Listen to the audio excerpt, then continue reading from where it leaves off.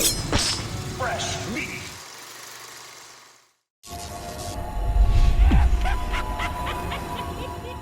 Yeah, no, I just want to say that I appreciate you taking the time of the day to talk with us over at Air on the Head. I really like the room, and I'm glad to be here talking with you.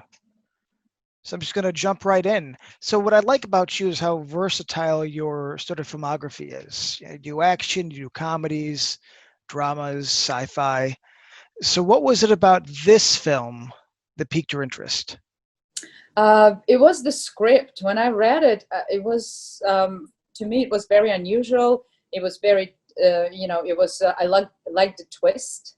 I mean, I liked a lot of sense that was hidden behind all the, everything that's happening. And it was a very interesting metaphor on lots of things, on, on our relationship to wealth and material things. This is one of the biggest subjects that the film explores. There was also, the film speaks about the family dynamics and the Oedipus complex. When there is a child in the family, how the child associates with the same gender that he is of the parents. So the girl wants to take the mother's place, and the boy wants to take the father's place, unconsciously, obviously. That's what Freud says, right? So this is an interesting, this is an interesting subject that's explored deeper in there, and it's just, it was terrifying when I read it. I read it at night, and I had just, it's interesting because I had just had my baby. I mean, he wasn't very small, but he was a couple of months old. And there is, of course, the whole child and baby subject. And it terrified me because obviously you've seen it, you know what's happening. And it just terrified me as a new mother. And because it brought so many, feelings and thoughts in my head about this, like it was a whirlwind in my head after I read it. And I thought, wow, these strong feelings mean a lot. And I said to the producer right away, I said, I love it. I want to do this film. And that actually brings me to the next question. So what I loved about the character Kate is that she was willing to keep Shane in that house for the rest of her life. I mean, even knowing that he couldn't leave, it was like a prison, but it was out of love. So as an actress, like, how do you get in that sort of like dark headspace? Because it was, like I said, it was loving, but also it was kind of selfish, you know? Well, well, in that case, I don't see it selfish because she's trying to protect him. She doesn't want to lose him. She keeps him inside because she knows. Well, that's, I don't want to spoil the film. So she knows that outside presents the danger for the kid. So I don't think it's selfish. The problem is if you're referring to her, wishing for the kid in the first place, that is not selfish either, because she didn't know that at that point when she orders the kid, she doesn't know that the outside presents a danger. So she thinks once she got the kid, she's happy and free, and she's just going to live, and go anywhere she wants. So she wants a normal life. She's just, as she says, she takes a shortcut because obviously the way she gets the kid is not quite normal. What I really liked about this film is it was more intimate. It was basically just you and Kevin. As with such a small cast, does that require a lot more like rehearsals and sort of get-togethers, or because it's just you and him, is there a lot more improvisations and like room for tweaks? Actually, it's the latter. It's because there are not so many people involved. It doesn't require that many rehearsals because it's just the two of us. Of course, apart from other actors and the child, of course, it was amazing. But I got very lucky because personally, I couldn't have a better partner than Kevin. He was absolutely amazing. He's one of the most generous actors I've ever met, I've ever worked with. He is also a good actor. We were a team, and we were lucky because we also got along. And with Christian, we just formed this you know, trio, or we would just talk about the scene together and then just go for it. But because we were so comfortable with each other and trusting each other, as well as Christian, the director, trusting us, we were allowed and we were able to improvise a lot. So this is exactly what you said. There were a lot of improvisation. Some things were we suggested, because we were so into the film, we so loved our characters and the story that we were just, you know, for example, the scene where they get all this stuff and, you know, getting the wealth and, you know, diamonds and dresses, and they go crazy and start drinking. Of course, that was all improvisation. You know, you cannot stage it. We just had stuff around us, and we were free to grab it and use it and do whatever. You know, at some point, Kevin put high heel shoes and was walking in them. You know, and I put a wig on, and then I was being. And I think at some point he ripped my costume completely. He grabbed my dress. It was a beautiful dress, and he just ripped it apart. I said, "What have you done?" He wasn't supposed to do it. He just ripped it because we just went where our head took us. You know, our imagination. There's this scene where we just move in, you know, and I jump out of the box and scare him. It wasn't stage. It was my idea. He stepped off the set, and I said, "Hey guys, don't tell him. I'm gonna hide in there." So I said, just say action and roll with him. And they started rolling, and he was going by the box, and I jumped out and screaming, and he genuinely was frightened. So these are very fresh. It creates these fresh reactions that are not staged, and we just had fun with it. I love when I can do these things and improvise and, you know, just do my own thing. And the director and the whole crew, they embrace it. It's the best thing in the world. So can I ask you, does being a mother, does that change how you would like take on the character of Kate, or do you feel like what you kind of presented you could have done earlier in your career? Do you feel like it changes how you take this on? You know what? Absolutely, because I had no idea what it is to be a mother, and you know, I had my ideas, but all the ideas I had were wrong. The real thing was only once I had him in my arms, and from there it went. It's impossible. We can imagine what it is, but it just takes us to another level once you really become a mother. And of course, so many things become much more understandable. So of course, instead of imagining in them what it would be to be a mother and play that role, I actually knew for real what it is. So of course, it makes you deeper as a person and understand so many different things, and love and worries and all of that. Yeah.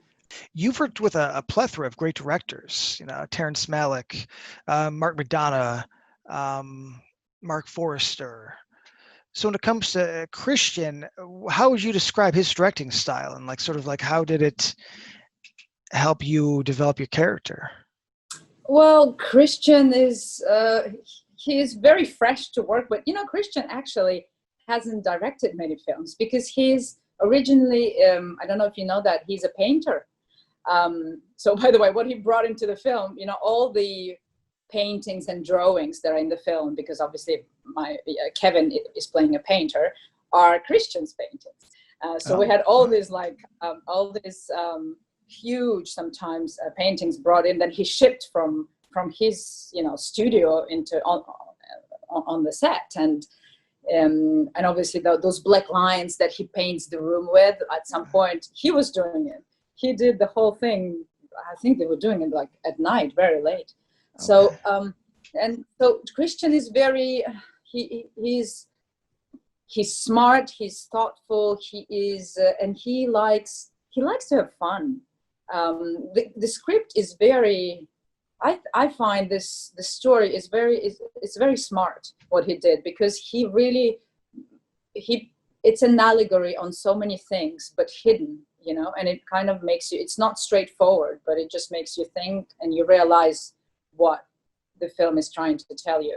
And I just but you know, on set he's like a kid, you know, relaxed, always smiling, just we were laughing a lot, and although, you know, the subjects sometimes, I mean, there are very difficult things sometimes happening in the film, but we were just enjoying what we did, and yeah, most importantly, he trusted us, and that's a good thing. You know, he trusted us, and he didn't over direct us. Okay. We agreed we would just discuss scenes, and then he would be like, okay, now it's yours, just go do it. It just worked really smoothly. I don't know, So can I sometimes ask you, it's, you know, the click with people, and that's it. now obviously the film's very vague, and intentionally vague, I should say, when it comes to what the room actually is. But since you read the script and we're working obviously one-on-one with the director, is there any more information you could kind of give us? Basically, what I'm asking is, what is the room? What's a room? I know it. Yeah, no, there wasn't. And I said, how does it work? And he said, he was, you know, with this mysterious look, he said, you know, it's like a sort of computer. I don't know. It's just, Okay. It just works. And there are those lines in the movie when me and Kevin, we talk in bed. It just works.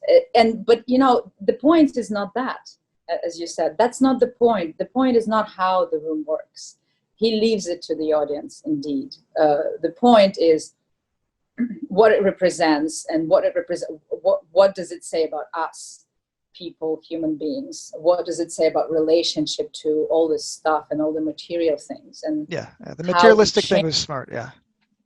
Yeah, and how it changes, how it can change just a normal, simple person, just because suddenly they can have it all. Yeah, and of course about family dynamics, which, you know, most of people have. You know, people have families, people have kids, and people will identify with that, and the whole, you know, the difficulties that it can present, and the you know, the problems that arise between the couple once the kid appears in the family. You know, because it's also true, you know, it's very difficult once there is this third little human being.